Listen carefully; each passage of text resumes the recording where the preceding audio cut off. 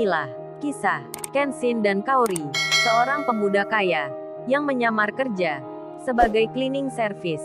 Versi Kaori TV, episode 373. Kenshin, yang baru menjemput Rena dari gubuk sawah di tempat yang sepi.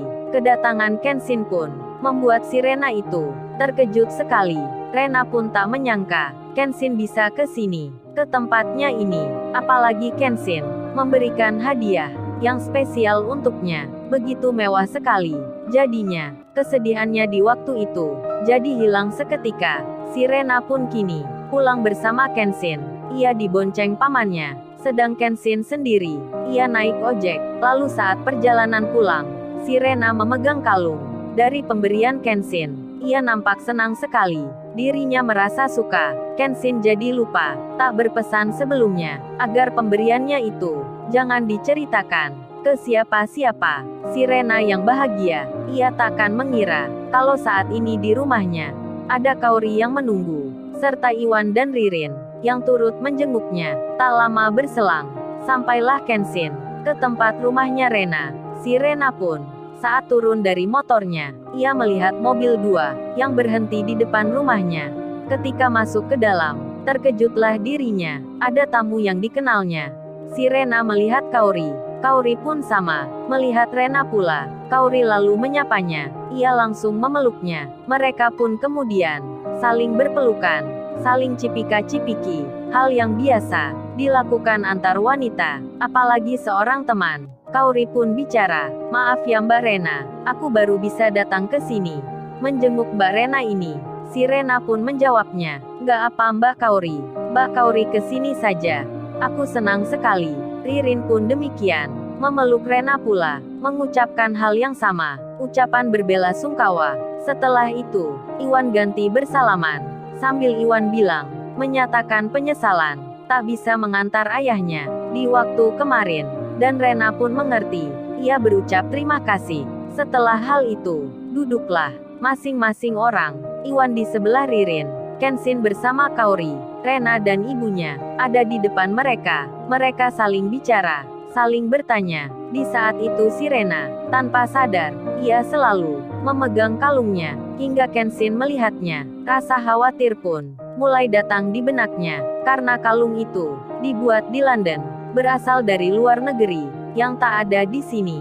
Kenshin pun menyadari, hanya Kaori yang mengetahui, yang bisa mengenalnya, karena Kaori yang pernah melihatnya sewaktu di London. Dan pembicaraan masih berlangsung, hingga tak disangka, ibunya Rena itu bertanya, "Oh ya Rena, ibu kok dari tadi melihat kamu pegang kalung itu, apa kamu baru beli ya?"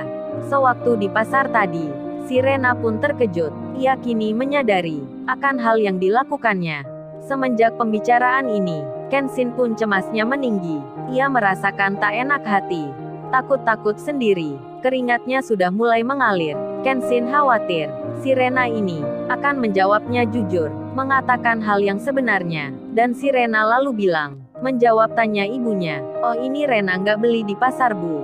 Cuman ini tadi Rena baru saja memakainya." Ibunya pun ingin melihatnya, ingin bertanya lagi, karena kalung yang dipakai anaknya terkesan beda sekali, nampak lain rasanya. Namun sebelum hal itu dilakukan, ada tamu yang datang. Jadinya ibunya Rena tak jadi menanyakan. Kenshin nampak lega, begitu halnya Rena, yang merasa baru sadar. Tak enak kalau mengatakan, ini pemberian Kenshin, sedang Mbak Kaori ada di sini. Dan Kaori sendiri, rupanya, sekali melihat saja, ia pun bisa mengetahui kalung yang dikenakan Rena seperti dari luar negeri. Motifnya tak asing lagi.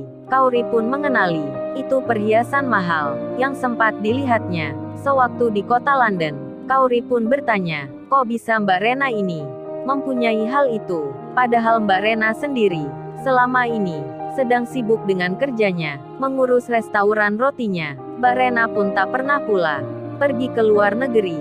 Kaori pun jadi curiga, jangan-jangan kalung itu Kenshin yang memberi. Kaori pun perasaannya sudah mulai cemburu, namun masih disimpan. Di balik senyumnya, Kaori pun hanya diam, sambil melihat Kenshin. Melihat ekspresi wajahnya, Kaori pun jadi tahu, Kenshin nampak lain.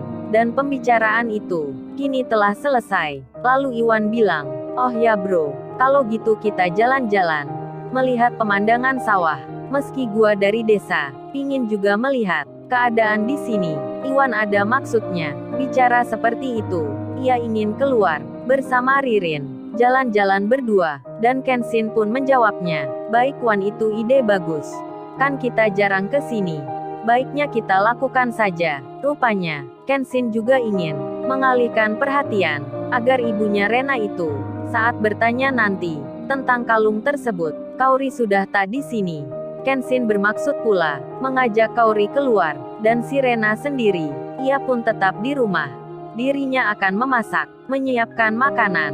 Kenshin pun izin keluar, ia bersama Kaori, jalan kaki berdua, sedangkan Iwan dan Ririn, mengikuti dari belakang. Indahnya suasana desa, tak dinikmati Kaori, ia menyimpan rasa cemburu pada Kenshin. Kenshin seolah tak mengerti, ia mengira Kaori, yang belum mengetahui, tentang perihal yang tadi, dan Iwan pun senang sekali. Berdua bersama Ririn, jalan-jalan seperti ini, lalu kemudian, nampaklah sungai. Mereka berhenti di situ, lalu ditemukan tempat berteduh, yang terbuat dari kayu. Kenshin dan Kaori duduk bersama. Mereka melihat pemandangan, begitu pula Iwan dan Ririn, yang saling bicara, saling bercanda, dan di tengah hal itu, Kaori bertanya pada Kenshin. Kaori berkata, "Say, aku mau bicara, aku mau bertanya pada kamu. Kamu harus jawab jujur ya, nggak boleh berbohong sama aku." Kenshin menyahutnya, "Iya Kaori, kamu mau tanya apa ya?" Kaori menjawabnya, "Itu tadi aku melihat kalung yang dikenakan Mbak Rena. Sepertinya aku pernah melihatnya saat kita ada di London. Apa kamu yang memberikan itu ya?" "Kamu jawab aja Say, aku nggak mengapa kok, aku nggak marah, nggak cemburu sama kamu." Mendengar ungkapan itu, Kenshin pun deg-degan hatinya. Kaori ternyata sudah menyadari, dan tak mungkin pula ia berkilah mengatakan tak sebenarnya. Kenshin pun lalu bilang, "Oh ya Kaori, maafkan aku ya, aku akan jawab jujur ke kamu. Tapi sebelum itu, aku sayang kamu Kaori. Kamu harus mengerti ya, keadaannya seperti ini. Tadi aku melihat Rena, lagi sendiri di tengah sawah. Ia merasa sedih sekali.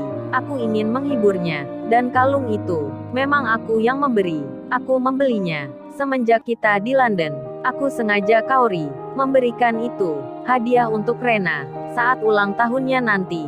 Tapi karena ayahnya meninggal, dia dalam kesedihan. Aku ingin menghiburnya, memberikannya sekarang. Aku bicara jujur Kaori, kamu jangan marah ya." Mendengar hal itu, siapa wanita yang tak cemburu jika kekasihnya sendiri memberikan perhiasan ke cewek yang lain? Kaori pun di hatinya, ia cemburu sekali, merasa sakit jadinya, apalagi dirinya tak diberi Kenshin perhiasan kalung mewah seperti yang dikenakan Rena. Dan Kaori pun menahannya, ia nampak tersenyum. Kaori pun bilang, "Nggak apa Say, aku nggak marah kok, aku senang kamu bicara jujur. Aku juga senang kalau Mbak Rena nggak sedih lagi." Meskipun demikian, Kenshin melihat Kaori, nampak lain wajahnya. Kenshin pun khawatir, Kaori cemburu lagi, seperti sebelumnya. Dan Iwan sendiri, yang tempat duduknya jauh dari Kenshin, ia bicara ke Ririn. Iwan itu rada berani, di tengah melihat sungai dan rindangnya tanaman desa. Iwan pun bertanya, "Oh ya Mbak Ririn, apa Mbak Ririn ini sudah punya pacar ya?" Maksudnya seorang kekasih, kayak Kenshin itu, yang punya Mbak Kaori. Mendapat tanya itu, Ririn pun terkejut, lalu ia menjawabnya, "Mas Iwan ini, emang kenapa tanya itu? Apa Mas Iwan sudah pingin punya pacar ya?" Ririn pun tertawa, menggoda Iwan. Iwan pun menyahutnya, "Mbak Ririn bisa saja, emang siapa Mbak yang mau sama saya? Saya ini orang tak punya, kerjanya juga biasa, banyakan cewek kan suka sama cowok yang kaya, ya jadi gini Mbak Ririn. Saya pun masih sendiri." Iwan sudah mulai memancing-mancing, mau menembak Ririn, namun masih ragu sekali. Dan Ririn bilang, "Nggak semua wanita Mas Iwan memilih cowok yang kaya, yang mapan kerjanya, tapi yang dipilih itu, yang setia, yang baik orangnya, yang perhatian, dan cinta pula." Iwan menyahutnya, "Tapi sulit ya Mbak Ririn menemukan cewek kayak gitu." Ririn pun menjawabnya, "Ya nggak sulit juga Mas Iwan, asal Mas Iwan mau berusaha." Mas Iwan pasti menemukan. Dan Iwan langsung saja mengungkapkan perasaannya. Iwan itu bicara, kalau Mbak Ririn sama aku gimana ya? Mbak Ririn mau nggak ya? Kalau jadi cewekku ini. Ririn terkaget mendengarnya. Tiba-tiba saja, Iwan bicara itu menembak dirinya. Ririn pun terdiam. Ia masih memikirkan. Namun tak lama kemudian, Ririn menjawabnya. Lalu, bagaimana kisah selanjutnya? Subscribe channel ini untuk episode berikutnya. Terima kasih.